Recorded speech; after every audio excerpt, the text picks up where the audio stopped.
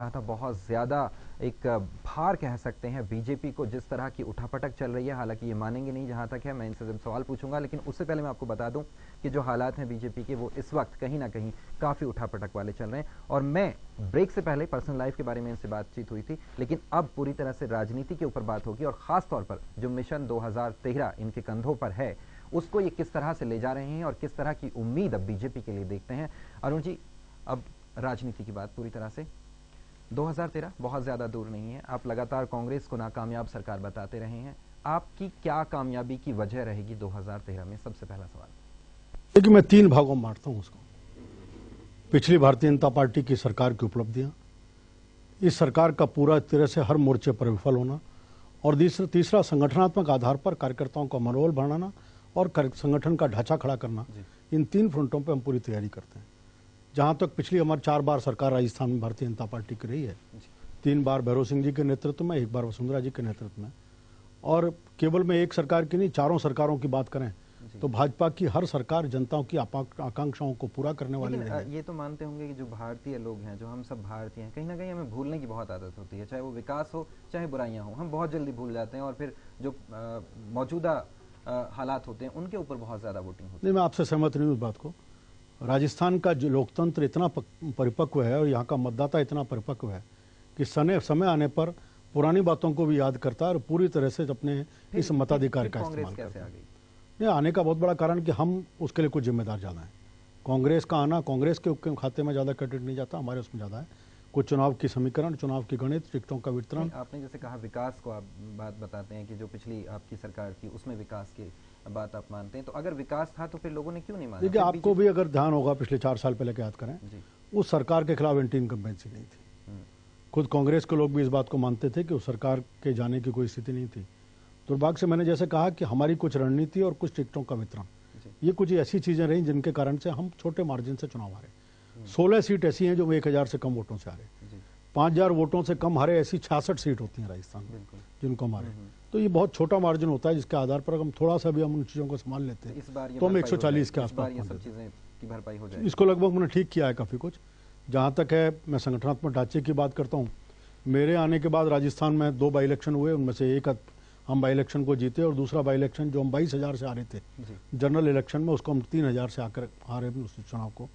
नगर पालिका के चुनाव का पहले चरण में हम चुनाव हारे, लेकिन चौथा चरण जो आया, जो सबसे बड़ा नगर पालिकाओं का चुनाव राजस्थान में था, आज़ादी के बाद पहली बार राजस्थान में विपक्ष सत्ताधारी दल से अधिक निकायों पर जीत के आया। ये सब कोई चुनौती तो होगी अरुण चतुर्वेदी के सामने इस वक्त के बीजेपी को, जिस भी आपको पटरी पर लेकर जाना है, एक अध्यक्ष होने के नाते कोई खास चुनौती? देखिए, मेरे पास संगठन का दायित्व है और संगठन के नाते से एक जो मेरे सामने चुनौती है, कार्यकर्ताओं को मनोबल को बनाना, संगठनात्मक ढांचे को खड़ा करना, और जो बूथ, जो अंतिम चौकी है चुनाव की जहाँ लड़ाई होती है, उस बूथ पर हमारा प्रत्येक कार्यकर्ता खड़ा रहे और चुनाव के नाते से उसका मनोभाव बना रहे। ये एक चुनौती मैंने कार्यक्रम की शुरुआत में कहा था कि बीजेपी में हमेशा से राष्ट्रीय स्तर पर मैं सुनता आया हूं कि मतभेद हो सकते हैं, अक्सर आपके बड़े नेताओं के बयान होते हैं, लेकिन मनभेद नहीं होते हैं। लेकिन राजस्थान की अगर बात करें तो अब कहीं ना कहीं मनभेद दिखाई दे रहे हैं। जो बयान आते हैं कि वसुंधरा जी सीएम इन वेटिंग हैं, दूसरी तरफ से बयान आता है कि नहीं है, आप उसके ऊपर कुछ बोलते नहीं हैं, ये सब क्या है? देखिए, कहीं भी पहली बात आपने कहा कि मतभेद की बात है, कहीं लोकतंत्र की अगर वास्तव में आंतरिक लोकतंत्र किसी पार्टी में, देश में है, तो भारतीय जनता पार्टी में। हमारे यहाँ चुनाव होते हैं, हम चुन करके आपसी सामूहिक नेतृत्व के आधार पर फैसले करते हैं और जो फैसले होते हैं उस काम में हम पूरी तरह से लगते हैं। एक भी उदाहरण बताइए जो भारतीय जनता पार्टी ने फैसला होने के बाद पार्टी का नेतृत्व कहीं 2 भागों में था, चाहे राजस्थान का होगा या केंद्र का होगा, हम मिलजुल कर पार्टी का फैसला होने के बाद पार्टी की एक धारा थी, सब जने एक बात बोल रहे थे। कर्नाटक का उदाहरण सामने है कि कर्नाटक, भारतीय जनता पार्टी ऐसी पार्टी है जहां कांग्रेस पार्टी भ्रष्टाचार के ऊपर पूरी तरह ढकने में लगी है, अपने लोगों को बचाने में लगी है। वहां भारतीय जनता पार्टी ने येदियुरप्पा जी से, जिस दिन सीएजी की रिपोर्ट आई उस दिन भारतीय जनता पार्टी ने कहा कि येदियुरप्पा जी से तुरंत 3 दिन बाद इस्तीफा ले लिया। ये उदाहरण प्रस्तुत किया वहां पर। लेकिन वो देना ही नहीं चाह रहे थे, बड़े उन्होंने इस्तीफा दिया। कौन नहीं चाहता? बात अंतिम निर्णय क्या हो, ये विषय अलग है, हर एक को स्वतंत्रता है, उसमें नहीं जाते। लेकिन पार्टी की जहां तक बात आती है, मैं व्यक्तियों की बात नहीं कर रहा, पार्टी की बात है। पार्टी एकजुट थी और उसने निर्णय करने के बाद पार्टी का प्रत्येक नेता एक भाषा में बोलता है। ये लोकतंत्र की बात है। ऐसी खबर आ रही है हल्की हल्की सी, बहुत धीरे धीरे से, कि राजस्थान में कोई पार्टी बना सकते हैं बीजेपी के कुछ लोग, ऐसा? मुझे कोई इस तरह की कोई बात नहीं है, पूरी आधारहीन है। मैंने अभी एक बात मैं कई बार अपने मीडिया के मित्रों को कहता हूं कि आजकल मीडिया के मित्र हमारे कुछ स्टोरीज चलाते हैं और एक तरह से पार्टियों का एजेंडा वो सेट करने लग गए और उसके बाद पार्टियों से कहते हैं कि इसके ऊपर अपने कमेंट दो। यही स्थिति जो आपने बात कही, एक अखबार की स्टोरी के आधार पर राजस्थान का पूरा मीडिया जगत आज इस कहानी को लेकर चल रहा है। भारतीय जनता पार्टी पूरी एकजुट है। जो राठौड़ साहब बोल रहे हैं वो क्या है फिर? व्यक्तिगत राय। देखिए, व्यक्तिगत राय कहीं भी कोई व्यक्ति व्यक्त कर सकता है।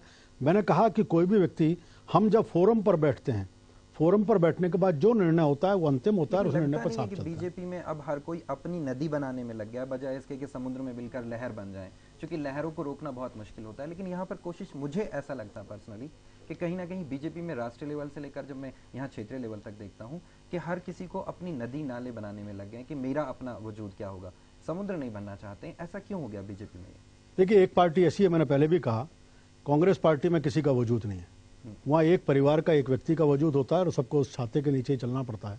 भारतीय जनता पार्टी ने केवल संगठन का वजूद है, झंडे का वजूद है, पार्टी का वजूद है और उसके नीचे सब जने चलते हैं। निश्चित रूप से उन सब का कद बढ़ेगा तो पार्टी का भी कद बढ़ता है। चलिए, इसलिए हर व्यक्ति अपनी चीज को बढ़ा। आपकी पार्टी की बात होगी, मान लेते हैं कोई मतभेद नहीं है और आप बहुत अच्छे से इसको आगे जो है 2013 तक चलाएंगे भी। एक आपके लिए बहुत अच्छी बात भी कही जा सकती है, जो आपके पूरे एक तरह से संविधान बीजेपी का बदल गया है। 2 बार राष्ट्रीय अध्यक्ष अब कोई हो सकते हैं।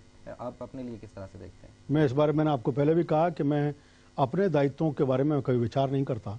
मैं जब इस अध्यक्ष पद का दायित्व मुझे दिया गया, आज की राजनीतिक परिप्रेक्ष्य में अगर मैं आपसे कहूँगा तो विश्वास नहीं करेंगे, मेरी घोषणा से फ्रैक्शन ऑफ सेकंड पहले मुझे पता नहीं था कि मैं अध्यक्ष बनने वाला हूँ। और आज भी मैं इस बारे में कभी दिमाग नहीं लगाता, कभी विचार नहीं करता।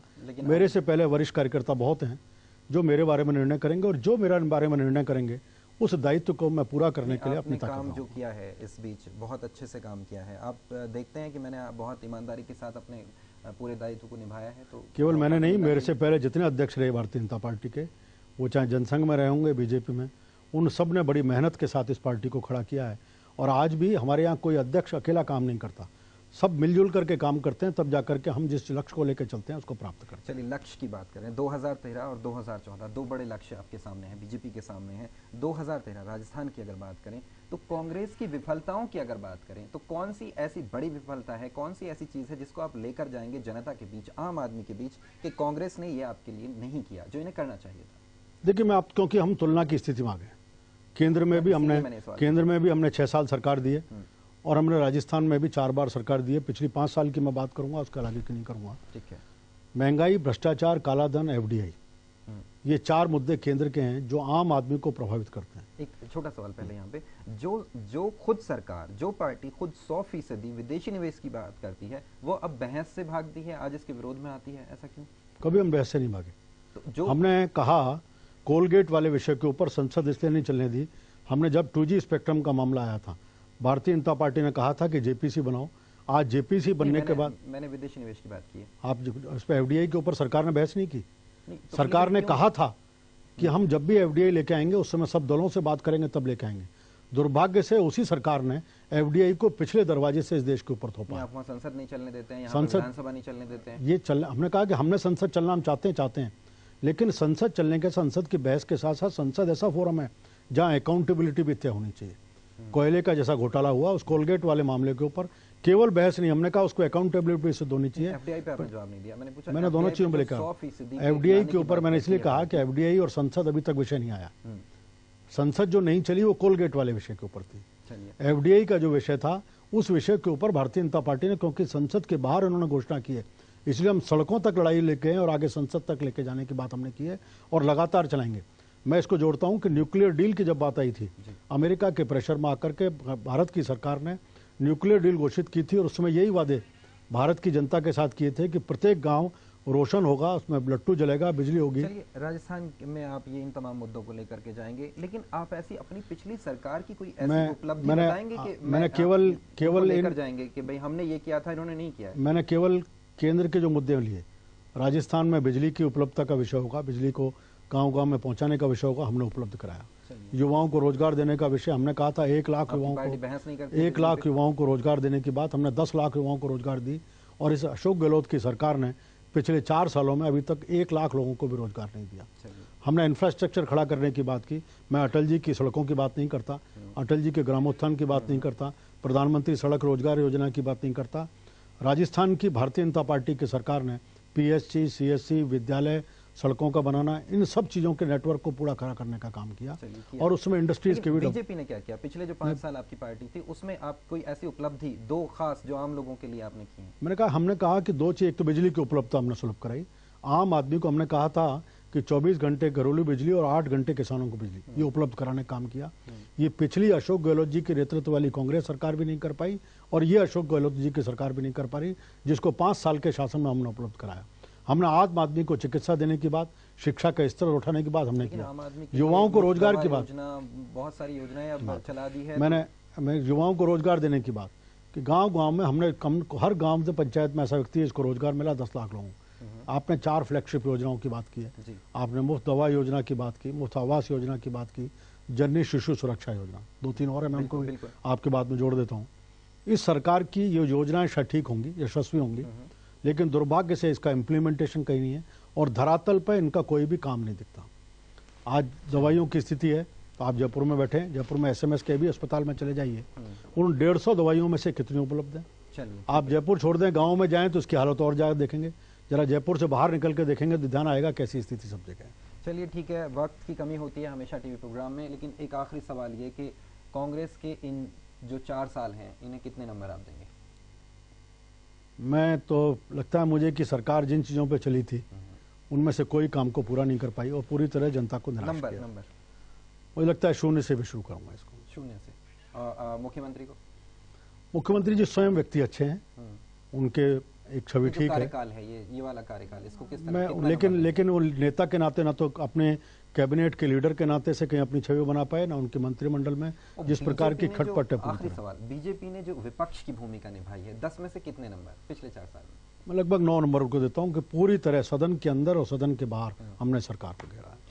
चलिए बहरहाल बहुत शुक्रिया, आपने हमारे इस इन पर्सन खास प्रोग्राम में शिरकत की। इन पर्सन में हम अगली बार किसी और शख्सियत के साथ बात करेंगे और तमाम उन पहलुओं को जानने की कोशिश करेंगे जैसा कि आज किया है। तो निश्चित तौर पर बीजेपी के प्रदेशाध्यक्ष हैं, नहीं मानेंगे और अपनी पार्टी को 9 अंक दिए हैं, लेकिन राजनीति का करियर जिस तरह से इन्होंने चुना है और जिस जगह से उठकर आए हैं और जैसा इन्होंने कहा कि आम पहले भी आम थे और आज भी आम है, बहुत कम लोग ऐसे होते हैं अरविंद केजरीवाल के तौर पर जो आम से खास बनने की कोशिश करते हैं। लेकिन खास बात यह है इस पूरी बातचीत में जिस नतीजे पर मैं पहुंचा हूं कि यहां पर इन्होंने आम से खास बनने की कोशिश नहीं की है और ना अभी है, जो बहुत अच्छी बात है और तमाम उन लोगों के लिए बहुत खास बात है जो राजनीति को अपना क्षेत्र चुनना चाहते हैं, उसमें आगे बढ़ना चाहते हैं। यानी कि खास आप बाद में बनिए, पहले आप समाज सेवा कीजिए। बहरहाल इनका बहुत शुक्रिया और हमारी पूरी टीम को दीजिए इजाजत। इन पर्सन में अगली बार किसी और शख्सियत के साथ आपसे मुलाकात होगी, तब तक के लिए इजाजत, नमस्कार।